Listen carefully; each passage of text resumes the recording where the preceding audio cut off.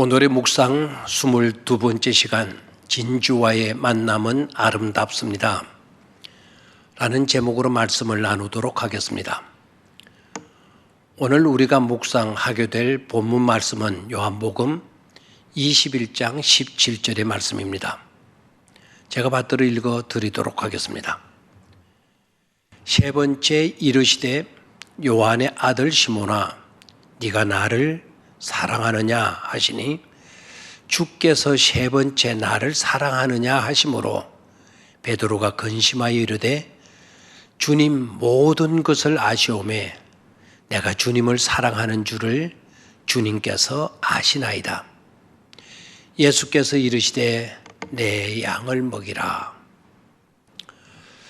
본문 말씀을 우리가 묵상하게 되면 만남의 소중함을 깨닫게 하는 그런 말씀임을 알게 됩니다.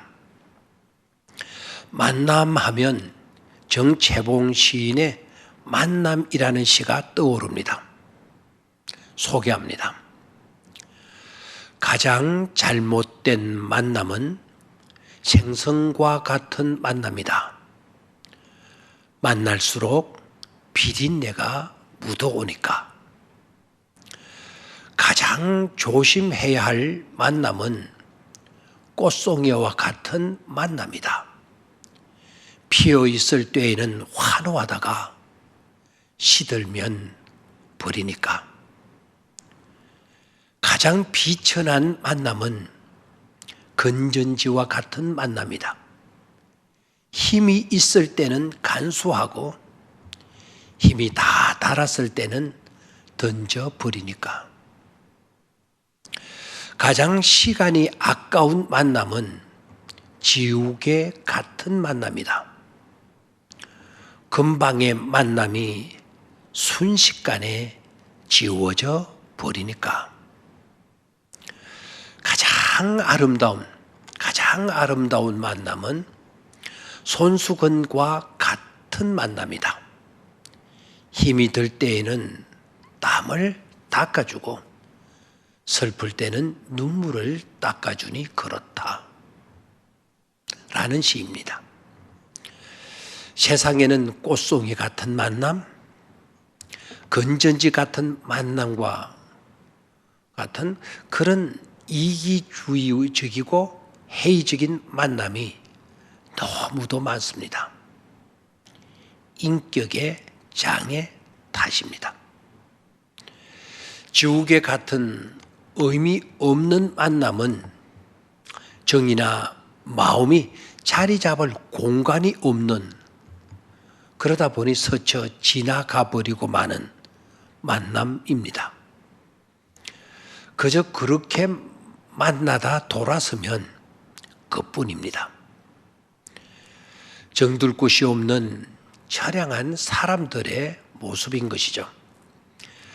그보다 더욱 안타까운 것은 요사이 마스크가 귀하듯 손수건이 귀해서 그런지는 모르겠지만 손수건과 같은 귀하고 아름다운 만남은 거의 찾아보기가 힘들다는 것입니다. 그래서 세상은 삭막한 것인지도 모릅니다. 하고 보면 어수속히 마스크보다 손수건을 특별 제작이라도 해서 풍족하게 해야 할 것입니다. 그래야 살만 나는 세상이 될 것이니 말입니다. 그러나 이보다 비교를 불허하는 아주 중요한 만남이 있습니다. 그것은 바로 진주와의 만남입니다. 진주와의 만남. 진주라고 하니까 보석과에 들어가는 진주를 말하는 것처럼 보입니다. 그러나 그게 아니라 진주와의 만남에서 진주는 진리이신 주님을 말합니다. 그러니까 진리이신 주님과의 만남을 의미합니다. 주님과의 만남은 우리의 삶을 빛나게 만들어줍니다. 소중한 가치가 있습니다. 생명을 주는 만남이 이루어지는 것입니다. 부활하신 주님은 시리에 빠진 베드로에게 찾아가십니다. 베드로의 지난 날의 허물, 그의 실수, 그의 잘못을 지적하거나 묻기 위함이 않으시고 지금의 사랑만을 원하시고 계셨습니다. 그 사랑이 세상을 아름답게 하고 하나님의 뜻을 이루어 가기 때문입니다. 부활하신 주님과 베드로의 사랑 이야기에서 보는 것은 거듭난 베드로의 변화되어진 모습입니다. 우리나라 교회 역사에서도 큰 감동을 주는 가슴 뭉클한 그런 사랑 이야기가 있습니다. 주인공은 한국 교회사의 초대 부흥사였던 김익두 목사님이십니다. 이 김익두 목사님에게 있었던 잘 알려진 이야기를 오늘 다시 들려드리도록 하겠습니다. 김익두 목사님은 황해도 전역을 주름 잡고 누비던 깡패 두목이었습니다. 그러나 예수님을 만나고 예수님을 믿고 예수님께 회개하고 돌이킨 이후에 그는 신학을 하여 목사가 되었습니다. 엄청난 변화가 아닐 수 없습니다. 어부가 변하여 사도가 된 이야기와 버금갈 수 있는 그런 이야기입니다. 김 목사님이 어느 더운 여름날에 시골 부흥회를 마치고 돌아오는데 막 산모퉁이를 지나가고 하는데 그때 갑자기 김익두 목사님을 모르는 시골 깡패를 만나게 된 것입니다. 그런데 이 조무르기 깡패는 공연히 시비를 걸면서 무작정 김익두 목사님을 패는 것입니다.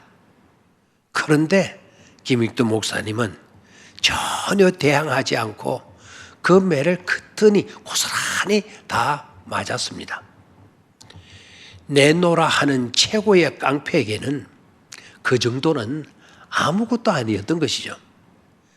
불량배가 한참을 패다가 힘이 들었든지 헐떡거리며 잠시 쉬는 틈에 김익두 목사님이 부드럽게 말씀했습니다.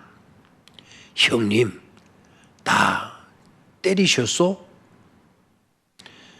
그래, 다 때렸다. 왜 더 맞고 싶어서 묻냐?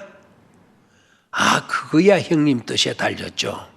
형님, 그런데 제가 누구인지는 아십니까? 헛, 이것 봐라. 네가 누구인지 내가 알게 뭐냐? 형님, 제가 김익두라서 그러는 것입니다. 그 말을 듣자 조무르기 깡패가 갑자기 얼굴이 새까맣게 변화되었습니다. 사시나무 떨듯이 무릎을 들들 떨면서 그 앞에 납작 엎드려 싹싹 빌었습니다.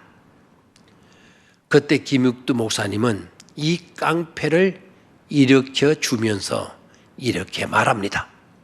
형님, 예수는 내가 믿고 축복은 형님이 받았소. 아시겠소? 했다는 일화입니다. 형님, 예수는 내가 믿고 축복은 형님이 받았소.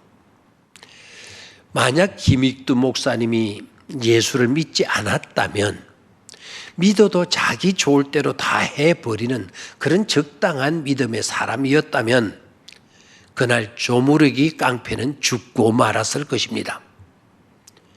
예수는 내가 믿고 축복은 당신이 받았소. 라는 이 말은 어떻게 보면 기독교의 진수입니다. 부활신앙을 제대로 가진 자만이 가질 수 있는 여유입니다. 예수를 제대로 믿기만 하면 나도 복을 받아 새 사람이 되고 그런 나로 인하여 이웃도 복을 받는 것입니다. 결국 그 조무르기 깡패도 예수님을 영접했다는 것입니다. 아름다운 진주와의 만남이 낳는 축복된 마땅한 결과인 것입니다. 오늘 하루 우린 어떤 만남들이 이루어질까요? 진주와의 만남을 언제나 의식하며 오늘 하루도 살아가실 수 있기를 바랍니다. 감사합니다.